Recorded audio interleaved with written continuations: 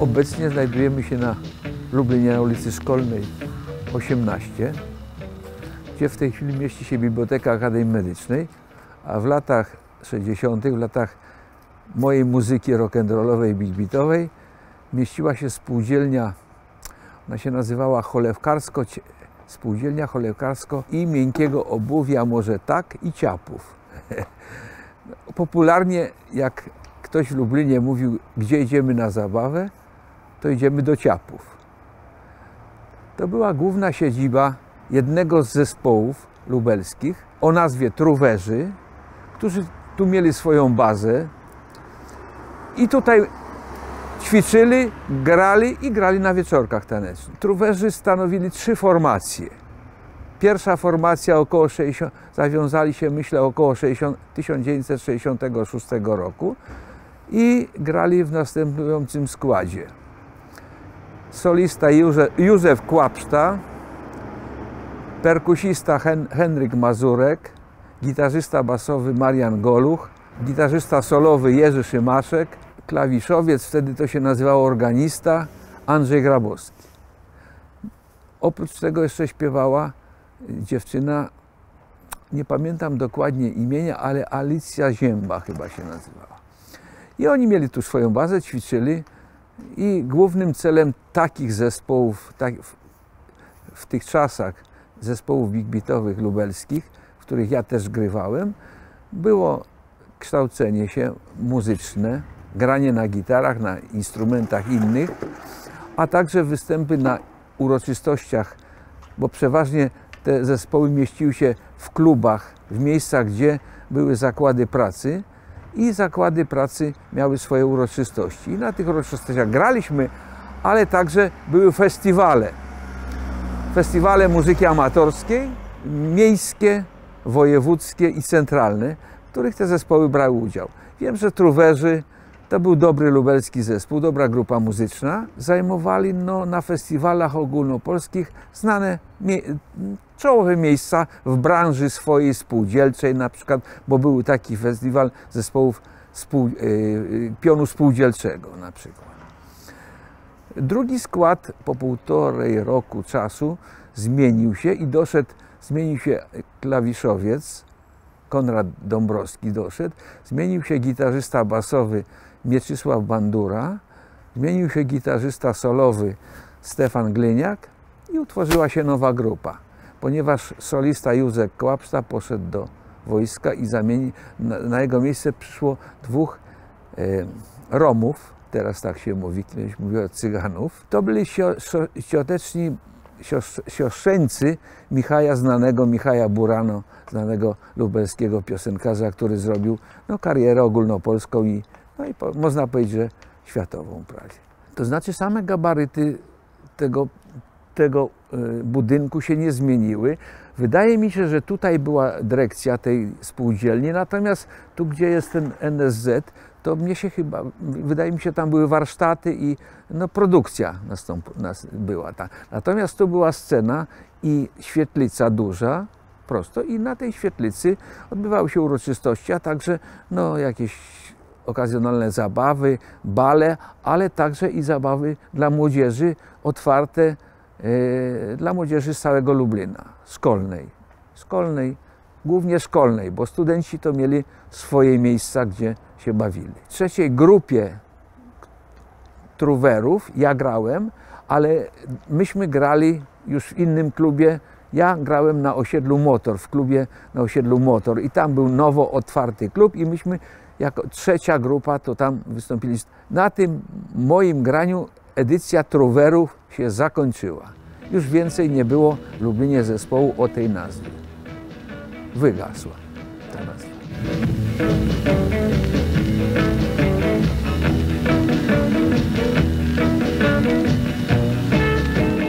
Znajdujemy się dalej w Lublinie, na ulicy, co prawda, Lubartowskiej, chyba zaraz zobaczę, 60. Nie wiem, czy ta numeracja była wtedy, ale chyba tak, bo Lubartowska się mało zmieniła do tego miejsca, bo tam później współdomy powstały. No tutaj była słynna fabryka wag lubelska. Po tej stronie, gdzie widać budynki, jeden budynek długi, to była chyba dyrekcja, cały zarząd, a po drugiej stronie za nami, za kamerami z tyłu znajdowały się warsztaty.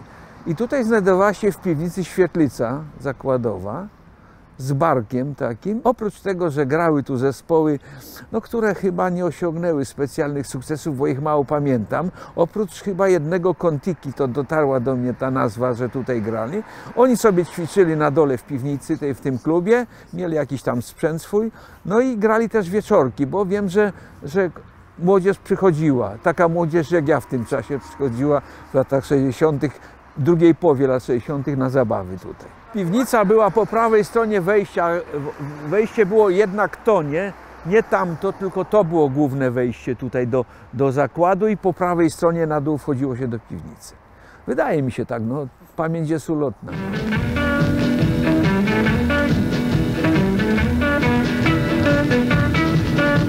Znajdujemy się dalej na ulicy Lubartowskiej, trochę bliżej Bramy Krakowskiej, po drugiej stronie.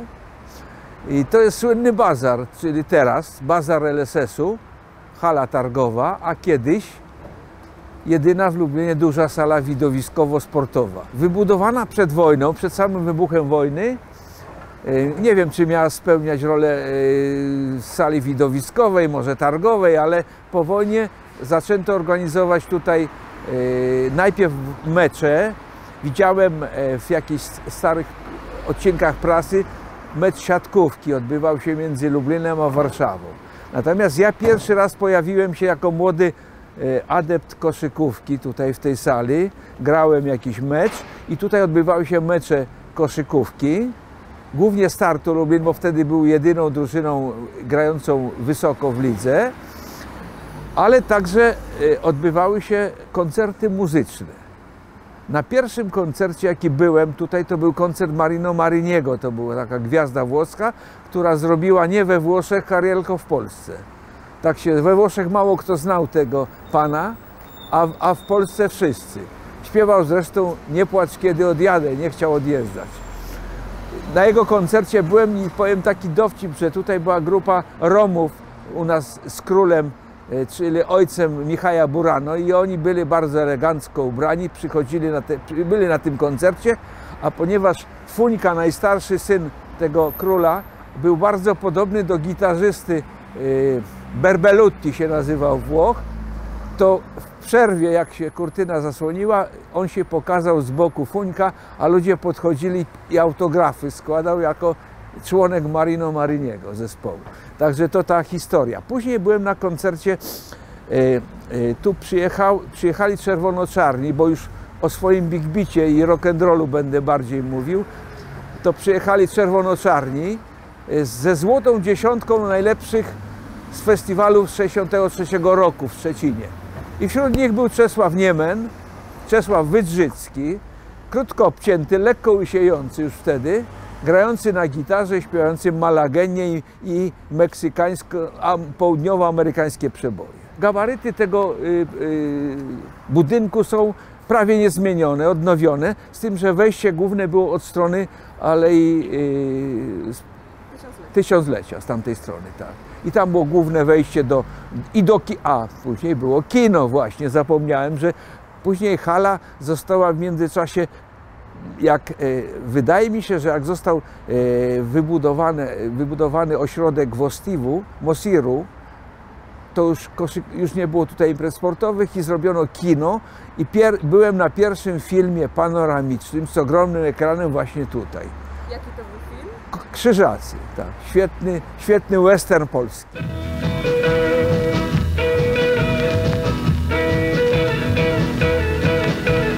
Znajdujemy się na Placu Zamkowym. Wiadomo, że przy Placu Zamkowym jest zamek. No. W zamku jest obecnie muzeum, ale w latach powojennych, po wyremontowaniu pewnej części zamku, bo prawa strona nie była remontowana długo, lewa strona była po trochę remontowana i w lewej stronie zawiązał się, miał swoją siedzibę Wojewódzki Dom Kultury.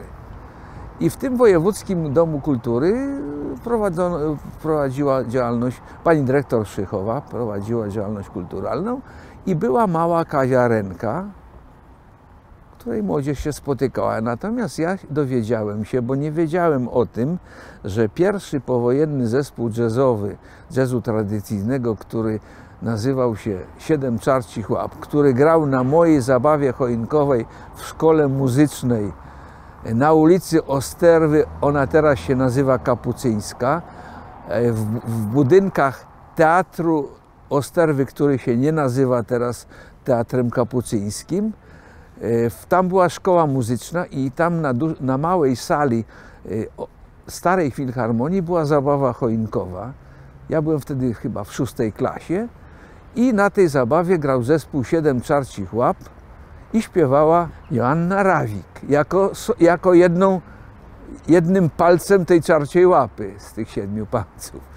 Znam cały skład tego zespołu, więc go wymienię. Rysiek Tuszewski, klarnet, Tadek Głąb, trąbka, Andrzej Kanior, puzon. Wiem, że Jacek Abramowicz, nieżyjący mój kolega akompaniator, potwierdził to, co ja mówiłem, tylko tam był Kruszewski, a Rysiek się nazywał Tuszewski, nie Kruszewski, ale to drobna zmiana. Na pianinie grał Mariusz Czarniecki, na kontrabasie grał Jerzy Topyło. I oni grali na zabawie i dowiedziałem się dopiero po wywiadzie przeczytanym u państwa, że Jacek to stwierdził, że to był zespół, który grał przy Wojewódzkim Domu Kultury na zamku. Oni działali w latach 56-59. No to ja nie mogłem jeszcze na herbatkę do Wojewódzkiego Domu Kultury przychodzić. Ale jak zacząłem przychodzić tutaj, to były lata 60., właściwie połowa lat 60. I tutaj był klub dobrej płyty tak zwany. To zawiązany przez kilku miłośników i ludzi, którzy mieli kontakty z Zachodem i którzy kupowali gdzieś płyty. I myśmy tutaj przychodzili posłuchać muzyki amerykańskiej, która była niedostępna. Wtedy czasami w radiu coś się tam ewentualnie pojawiło. Ten klub tworzyli tak: Bogdan Piasecki, dziennikarz późniejszy Radia Lublin, Janusz Hewel, późniejszy szef Radia Waszyngton i w Radiu Wolna Europa miał audycję muzyczną Zielona Fala. Janusz Szajewski, Marek Tarka, i żebym nikogo nie pominął, jeszcze był 5. I oni przynosili te płyty. Myśmy tu przychodzili, ale ja mam swoją historię związaną z Wojewódzkim Domem Kultury i z tą kawiarenką taką, że Piotr Szczepanik, jak nagrał swoją pierwsze nagranie, czyli pierwszy utwór Żółte kalendarze, które nagrał dzięki temu, że jeden z lubelskich muzyków, Adaś Chyła, saksofonista, w 1962 wyjechał na studia do Warszawy i tam dołączył do zespołu Richard Card 64. To był zespół pana Andrzeja Korzyńskiego, który był kompozytorem. I oni grali sobie muzykę instrumentalną, ale pan Andrzej Korzyński powiedział, że skomponował sentymentalny utwór, ale nie ma kto go zaśpiewać. I wtedy Adam Chyła powiedział, że ma kolegę Piotra Szczepanika, który jest w Lublinie i go jakoś zawiadomi. I Piotrek pojechał, nagrał te Żółte kalendarze i przyjechał tu do nas, przyjechał tutaj z tekstem i nam rozdał te słowa tej piosenki i nauczył nas śpiewać. Także taką mam historię, bo pierwszy utwór, który Szczepanika, uczył mnie jego wykonawca. A jak pojechałem do Chełma na SN i występowałem w kabarecie swoim tam w Chełmie na SN-ie WF-u, to miałem zaśpiewać, trzeba było coś zaśpiewać. Ja mówię, to ja może zaśpiewam, bo mnie nauczył Piotr Szczepanik tego.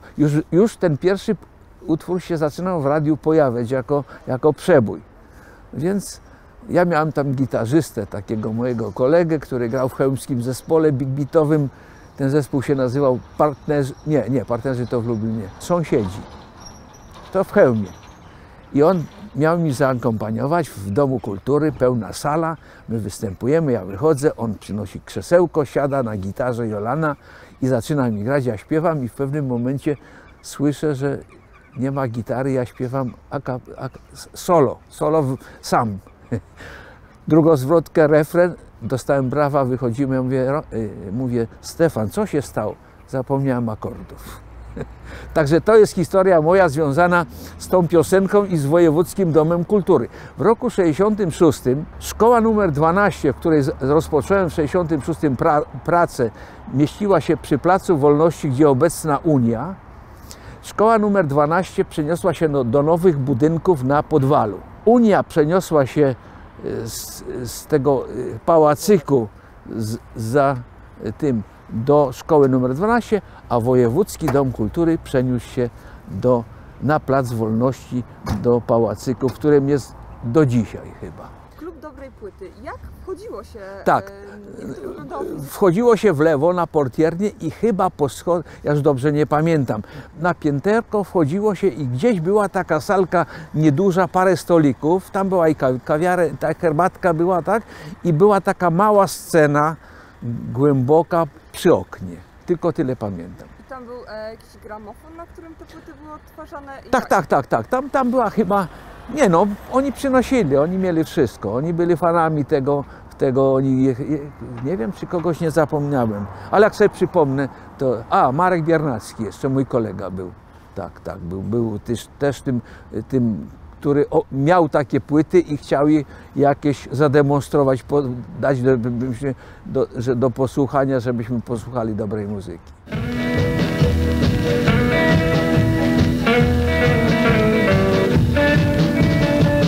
Placu Zamkowego Grodzką doszliśmy tutaj pod górę, ciężko było, mnie.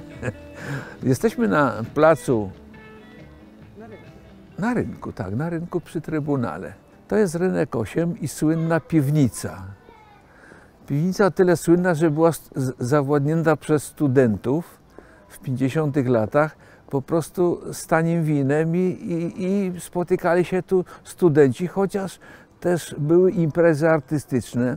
Bo jak ja tu się pierwszy raz pojawiłem, to był rok 59, ja byłem w 10 klasie i miałem przy sobie 100 zł na korepetycje z matematyki, a one mi były niepotrzebne. Wtedy spotkałem kolegę, który mówi, że tutaj przyjdzie, bo tu jego koledzy przyszli na herbatkę.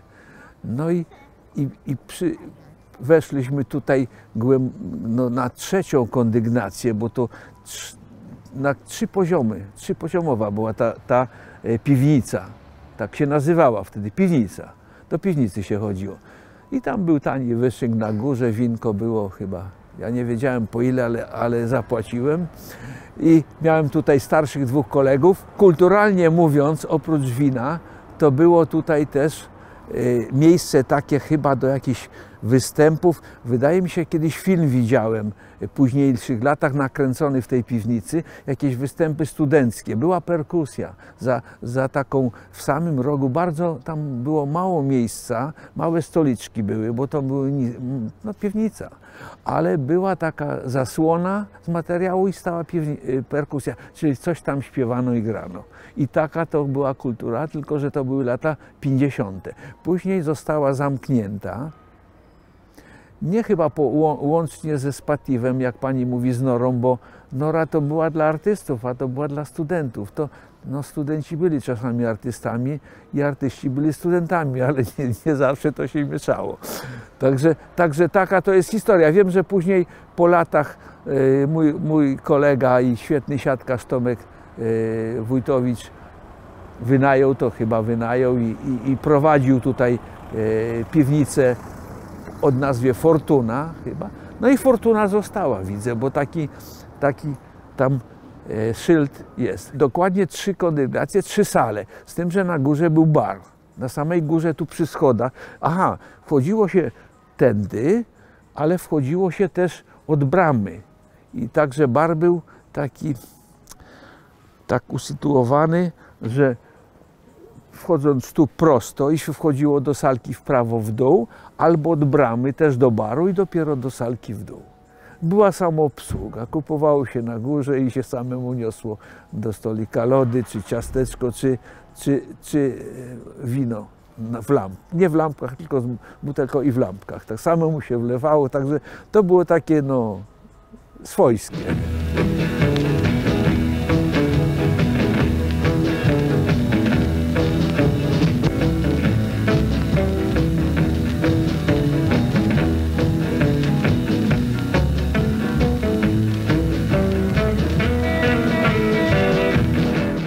Pan dyrektor Michno był pasjonatem sportu i muzyki i tutaj duża działalność była. Wiem, że dużo młodzieży grywało w ping-ponga, nie tylko dla wychowanków, ale i z zewnątrz przychodzili chłopcy i dziewczynki ze Starego Miasta. Tutaj była działalność sportowa i kulturalna. Dlatego przypomniałem sobie o tym domu dziecka, że Słowianie, zespół Słowianie, w którym ja grałem w trzeciej grupie tego zespołu, to pierwsza grupa stworzyła się z dwóch zespołów.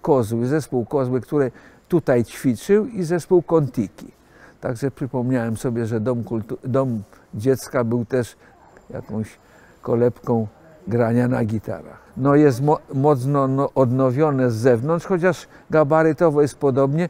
No, niektóre sale były wykorzystane z zakonu dominikanów, część, którą dominikanie w tych czasach musieli oddać, prawda, części na rzecz domu dziecka i tam wiem, że pewne gabinety i to było w dużej bliskości z dominikanami, bym tak powiedział. Z słynnego miejsca koło Teatru Starego w Lublinie przeszliśmy Placem Katedralnym na ulicę Królewską i jesteśmy przy pierwszym sklepie muzycznym powojennym i pracowni muzycznej rodziny Borowieckich. Franciszek Borowiecki był powojennym dobrym lutnikiem, który robił skrzypce. No jego syn już nie robił skrzypiec, ale parał się remontami instrumentów muzycznych, także gitar. Moją pierwszą gitarę, którą dostałem od cioci, 7-strunną w stroju rosyjskim, czechosłowacką przedwojenną, pan Franciszek, nie Franciszek, tylko jego syn, przerobił mi na 6-strunną normalnym stroju. Tutaj kupowaliśmy struny do gitar elektrycznych Presto, bo nigdzie nie można było dostać, on sprowadzał tutaj struny. Duży sklep?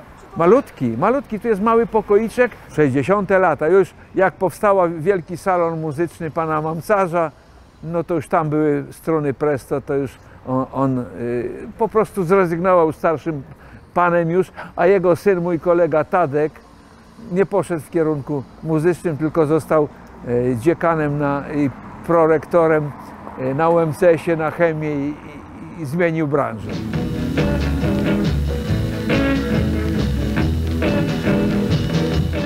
Przeszliśmy daleko przez pół miasta. Jesteśmy na ulicy Peowiaków, wcześniej Pstrowskiego. Stoję ja tyłem do słynnego kina przedwojennego Apollo, a po wojnie Wyzwoleniu.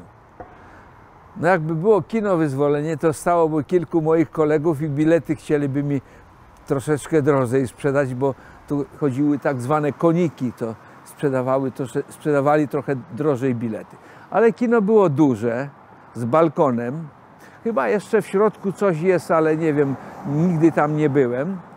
I głównie chodziło się do kina. Koncerty się rzadziej odbywały, ale byłem na jednym koncercie Czesława Niemena z akwarelami, właśnie tutaj w Wyzwoleniu, a utkwiło mi to w pamięci, bo reżyserem dźwięku był mój kolega, który ze mną tutaj kiedyś grasował w Lublinie jako bikiniarz, a później jako elegancki chłopak w amerykańskich ciuchach, a później skończył reżyserię dźwięku w Warszawie i był tu reżyserem dźwięku, a później wyjechał do Kanady i praktycznie zmarł w Kanadzie niedawno i od tego czasu się z nim nie widziałem. Także były tutaj filmy i tak jak mówię, koncert.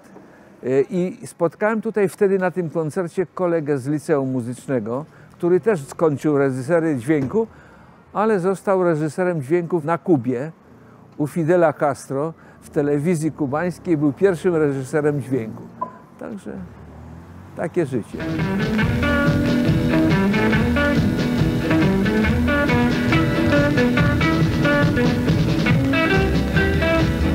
Przeszliśmy na drugą stronę ulicy Pełowiaków, już nie będę o historii ulicy mówił, i weszliśmy na podwórko gmachu poczty głównej, ale od strony wjazdu. I tutaj jest za miejsce, kolebka zespołu Słowianie, w którym grałem ostatniej edycji, ale ja nie grałem tutaj na poczcie, tylko grałem na Zuchów w klubie spółdzielczym.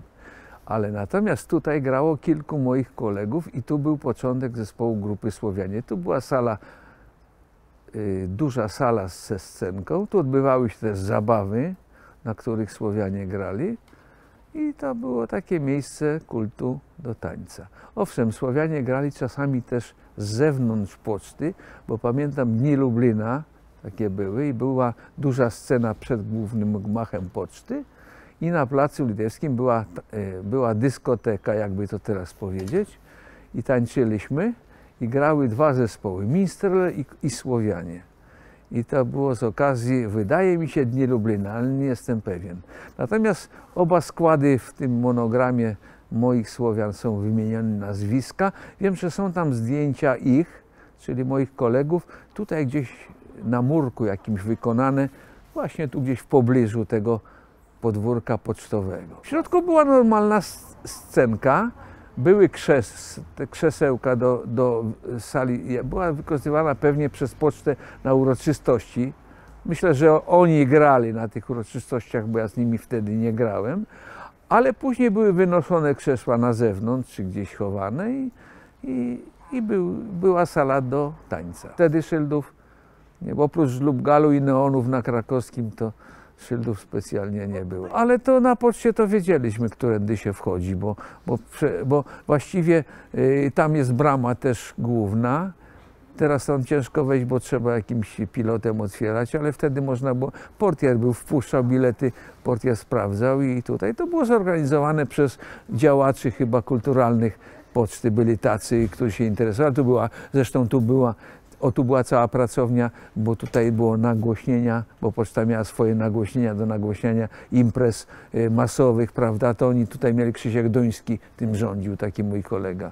Nie wiem, czy żyjący jeszcze, czy nie. Tak samo ze sprzętem muzycznym? Też No, Słowianie nie mieli problemu ze sprzętem muzycznym tutaj, łączności, bo mieli dużo tego sprzętu. My natomiast już w Zuchu to mieliśmy innego akustyka wojskowego, który działał w radiostacjach wojskowych i tam miał trochę sprzętu. Wchodziło się tu od bramy i tutaj było dwóch portierów. Jak były te zabawy jakieś, można było wejść, nie było zakazów, tak jak teraz załóżmy blokowania czy coś. No raczej wszędzie, no nie wszędzie, ale prawie wszędzie można było wchodzić.